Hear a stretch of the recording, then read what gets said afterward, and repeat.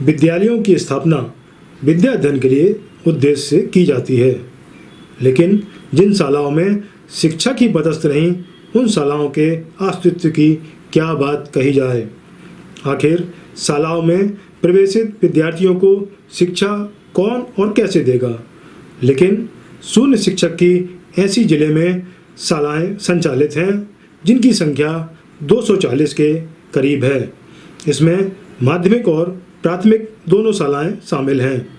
एक और जहां मंडला जिला मुख्यालय को छोड़कर अन्य विकास खंडों में शिक्षकों की भारी कमी है, वहीं मंडला एवं मंडला के आसपास की शालाओं में आवश्यकता से अधिक शिक्षक पदस्थ हैं।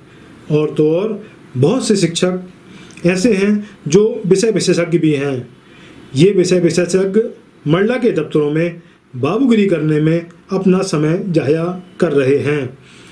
यदि इन अतिशेष शिक्षकों को उनकी मूल पदस्थापना वाली शालाओं में भेज दिया जाए तो काफ़ी हद तक समस्या का समाधान हो सकता है। लेकिन ऐसी हिम्मत पिछले वर्षों में कोई भी जिम्मेदार अधिकारी नहीं दिखा पाया।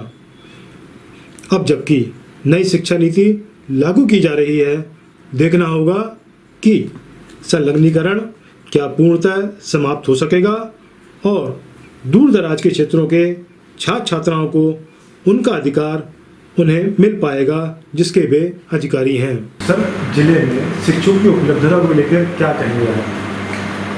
वर्तमान में मध्य प्रदेश शासन के द्वारा शालाओं को मतलब प्रारंभ करने के निर्देश नहीं है, किंतु शासन को यह भी कहा है कि सभी बच्चों को ऑनलाइन शिक्षा दी जाए और जिसमें मतलब अभी 50% शिक्षकों को उपस्थिति का आदेश हुए हैं और हमने सभी बीओ प्रिंसिपल को निर्देश दिया है कि सभी संस्थाओं में 50% शिक्षक उपस्थित रहेंगे।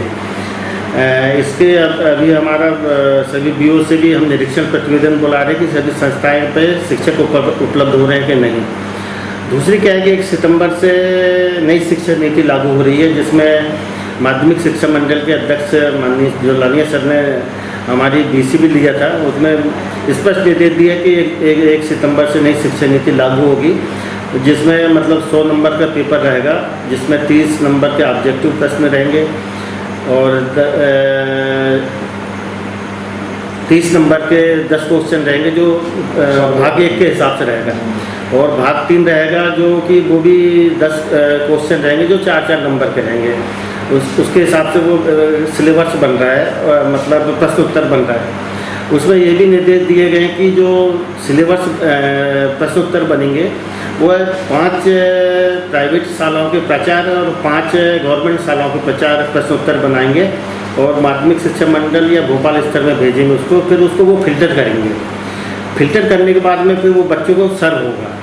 बच्चे ऑनलाइन एग्जाम देंगे। उसमें अनिवार्यता ये होगी कि अब बच्चे को पहले जो बच्चों की उपस्थिति थी वो पहले शालाओं में एडमिशन होता था, वो शाला में एडमिशन की स्थिति निर्मित नहीं है। कई लोग प्राइवेट हो जाते थे, कुछ शाला में नियमित कहलाते थे। अब शासन की मंशा है कि 100% बच्चे ऑनलाइन यदि उनका रजिस्ट्रेशन हो जाता है तो उपस्थिति मान्य होगी। तो ऑनलाइन पेपर होगा और ऑनलाइन पेपर निकलने के बाद संबंधित जो टीचर है, विशेषज्ञ रहेगा उस विषय का, वो उसकी जांच करके और बच्चों को रिटर्न करेगा और उसको ऑनलाइन फिट करेगा। ये प्रक्रिया अभी हमारी सीओ सर के माध्यम से जिला शिक्षा अधिकारी और डीपीसी के माध्यम से हमारी चर्चा हुई है। प्रश्नोत्तर की कार्रवाई हम लोग कर रहे हैं और इस शिक्षा नीति से वास्तव में बच्चों को काफ़ी लाभ होगा, क्योंकि आने जाने में दिक्कत होती है। स्कूल शाला में कोरोना का समय थोड़ा सा ख़राब चल रहा है मंडला में भी। अगर वो बच्चे घर में रहकर शिक्षा अध्ययन करेंगे और पाठ्यक्रम निर्धारित कर दिया कि यदि 14 पाठ्यक्रम है तो 15 दिन में एक पाठ्यक्रम का एग्जाम होगा और उसमें बच्चा पढ़ेगा, पूरा पढ़ेगा और एक पाठ्यक्रम के ही प्रश्न उत्तर आएंगे। जब बच्चा पढ़ेगा पूरा तो वो स्वाभाविक है कि वो क्वेश्चन आंसर कर लेगा। उसके साथ हमारे टीचर को भी पाठ्यक्रम को पूरा पढ़ना पड़ेगा। यदि वो नहीं पढ़ेगा तो फिर जांचेगा तो कैसे। तो यह प्रक्रिया बहुत अच्छी शासन ने भी लागू की है और इसमें हमारे बच्चे जो हैं, हम कोशिश करेंगे कि बच्चे 100% मतलब ऑनलाइन रजिस्ट्रेशन हो जाए और 9वीं 10वीं 11वीं 12वीं का जो ऑनलाइन एग्जाम होंगे, पढ़ाई होगी, उसमें अधिक से अधिक लाभ मिले। हम यह भी प्रयास कर रहे हैं कि ग्राम पंचायत में और छात्रावास आश्रम हमारे जो टीवी वगैरह हैं, हम बच्चों को वहाँ पे मतलब डिस्टेंसिंग का पालन कराते हुए दूरदर्शन के माध्यम से, व्हाट्सएप से, यूट्यूब से जो भी पाठ्यक्रम दिया जाएगा या जो पाठ्यक्रम है हम बच्चों को तक पहुंचाएंगे और बच्चे अध्ययन करेंगे और एग्जाम देंगे।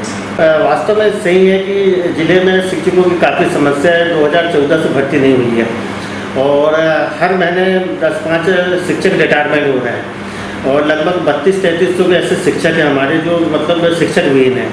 तो हमने मध्य प्रदेश शासन से माननीय विधायक जी हैं, माननीय कलेक्टर के महोदय के माध्यम से हम जो अतिथि शिक्षक हैं उनको प्रवेश भर्ती के लिए बोलेंगे ताकि वो हमारे जो विशेषज्ञ विषयवार होंगे उसका बच्चों को लाभ मिल सके। अतिथि शिक्षक के संबंध में मार्गदर्शन मांगेंगे शासन से ताकि उनकी प्रक्रिया पूरी कर सके।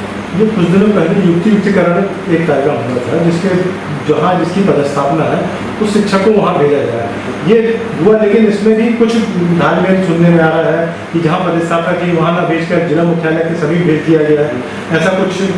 अब चूँकि ये स्थानीय व्यवस्था थी, अब उसमें हम फिर से मतलब परीक्षण कर रहे हैं और देखते हैं कि जहाँ पे जो नई शिक्षा नीति लागू हो जाएगी तो हमको तो विशेष शिक्षक चाहिए, तो हम कोशिश करेंगे कि 1 सितंबर के बाद में कलेक्टर सर के माध्यम से हम फिर से विशेषज्ञ करेंगे और जहाँ शिक्षक की आवश्यकता है और जहाँ अधिक शिक्षक है या फिर जहाँ पे आवश्यकता नहीं है उसको हम युक्तिकरण के तहत दूसरी शालाओं में भेजने की कोशिश करेंगे। जिले के 7 विकास खंडों में 7 मॉडल स्कूल हैं। जी, इस बार जैसा कि परीक्षा परिणाम जो है संतोषजनक नहीं रहा है। इन मॉडल स्कूलों में शिक्षक है ही नहीं कहा जाए तो ज़्यादा अतिशयोक्ति नहीं होगी, लेकिन मैं ये कह रहा था कि यदि एजुकेशन के जो शिक्षक हैं वो ट्राइबल स्कूलों में इस समय अध्यापन कार्य करा रहे हैं, तो ऐसा कि एजुकेशन वाले एजुकेशन नहीं कराएं, ऐसी कोई व्यवस्था बन सकती है?